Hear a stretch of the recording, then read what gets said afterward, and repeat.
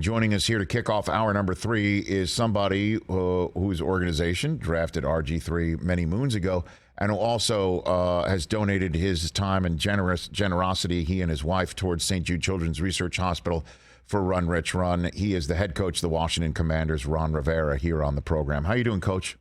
I'm doing great. Rich, how are things? I'm doing great. Better for talking to you. How you feeling? How's life? Feeling good. Thank you. Everybody's doing real well, and pretty excited, as we continue the rest of this off-season program. Okay, so let's just jump right into it here, and I'll start with your team's decision in the first round of the draft. Trade out of 17 down to 16, and you wound up with Jahan Dotson of Penn State. What was the thinking about dropping down for that? Well, a couple things was obviously to get a couple of extra picks. To move from 11 to 16, we knew there was value, and we knew we could make a move that would help us. Secondly, we had a good stack of players that were available. One of the guys in that group was Jahan, who we felt very, very good about. We felt so good about him that we didn't bring him in on a 30 visit just because we felt we knew enough about him that he was the kind of guy that we had hoped to get a chance at, and sure enough, we did. So when you don't bring somebody in on a visit, why? Is that because you might signal an intention that you don't want signaled, kind of keep it under the radar? Is that you specifically do that? He was the guy we didn't have really any questions on. We had over six of our personnel there for his pro day. Mm-hmm. They did a lot of background on him while they were there. We've done a lot of background on him throughout, and just felt that this was a guy we didn't have any questions on. So we didn't want to raise any flags as far as he was concerned. So we opted not to bring him in. Well, we spoke to James Franklin about a week ago, and he said he's one of the most talented guys he's ever been around. And he started talking about guys that he was around when he was a receiver coach for Green Bay back in the mid-aughts, as well as Godwin and others who have come through his midst. He talked Dotson up through the roof, Coach. Yeah, and that was one of the things that stood out was the number of people that were willing to talk to him and talk about him, and with the glowing reviews that we got. So we just felt, like I said, we just didn't need to go out and dive any further or draw any more attention to a young man like that. So that said, Coach, when you trade away the 11th overall selection to New Orleans, and they draft Chris Olave, did at any point in time you look down at your phone to see if Terry McLaurin was texting you saying, what's up with that? You had a chance to get him a fellow Buckeye, and that didn't happen? Coach? No, it didn't. But, okay. Terry, we did talk to Terry about Chris, and he was very, very, very positive about him. We talked to him about Garrett as well. And he spoke highly of both those young men, and they were guys that were on our radar, and they were guys that were part of our stack. So, when you're in the position we were and you had guys that were still available, we felt it was a good shot or a good risk to take, and we were very comfortable with our decision. No, and I don't mean that as a shot at Dotson. Oh, no. You know what I'm saying? It's just like I know. I agree. I was just making the point that we had a number of quality guys that we didn't feel we would go wrong with any of them. Ron Rivera for the Washington Commanders here on the Rich Eisen Show. So let's talk about Sam Howell. Top of day 3, there you are, and you just jumped right on him. Were you surprised that he was there?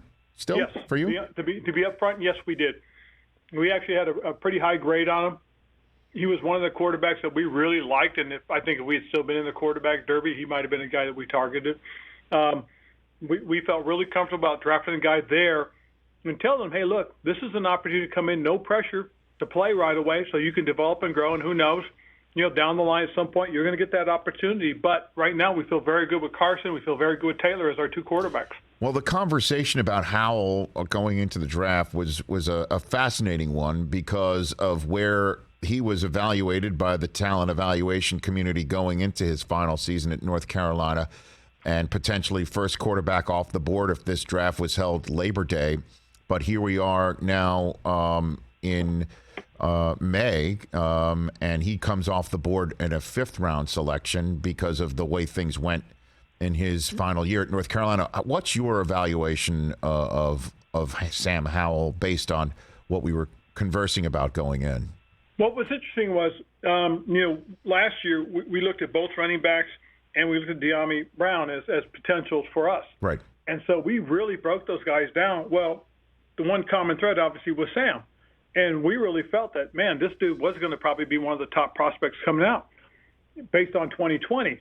And then when you take a step back and realize that, hey, 3 of his offensive linemen guys were gone, tight end was gone, 2 receivers, 2 backs. I mean, guys that were part of him having this great year were gone.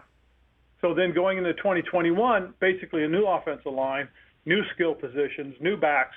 For the most part, this is a guy that, still threw for over 3,000 yards, rushed for over 1,000, accounted for over 30 touchdowns, and fell like he did. It was a surprise, and we just felt we couldn't pass up the value there.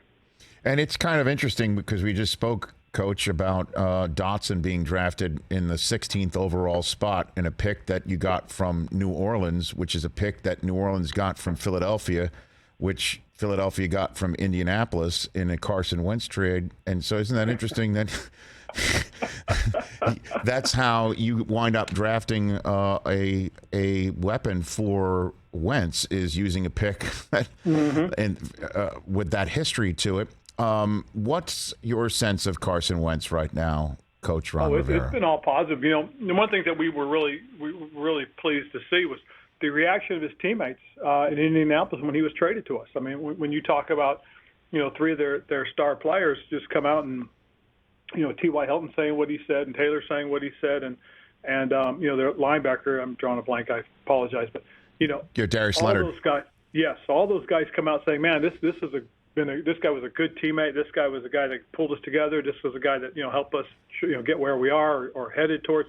You feel positive about that. You really do, and it's an exciting thing to hear that his teammates spoke of him in that fashion. So that was really cool. So I guess the sense again that's being discussed about Carson Wentz, I'd love to just put in front of you to converse on or refute. Is, again, as you point out, when I asked you about your sense, you mentioned about his teammates elsewhere, is that not one but 2 organizations have sent Carson elsewhere after having him, and at a cost to them, financially, in picks in Philadelphia and then in picks from Indianapolis. There's no concern from you on that front, bringing Carson in, Coach? No, to be honest with you, there isn't, because the one thing I do look at the fact that at one point he was 11-2 and unfortunately hurt his knee. A year where he was talked about in the MVP conversation. And so, there's a lot of things that go into play. A lot of things happen. But to us, this was a positive. I mean, we were looking for a guy of his stature with his kind of abilities. So to be able to pick him up and, make the deal for him, we feel very positive about that. Okay. So how will the quarterback room go? And is there a competition at this position, or it's Wentz and then after that? There's no competition. Yeah. No, it's Wentz, and then it's Taylor, and then obviously, as I said, there's no pressure on the young guy to develop or grow right away or immediately. Although I know he will try and he'll work hard because that's who Sam Howell is. But again, we feel very positive, very comfortable in who Carson is for us going forward. Coach, appreciate the time, and once again, your largesse and your support of my run, I greatly appreciate it, and I send my best to you. Thank you for that. I appreciate it, Rich. Take care now. You got it. That's Ron Rivera, Washington Commanders head coach, right here on the Rich Eisen Show. Hey, you watched all the way to the end. Thanks for that. Watch more right here.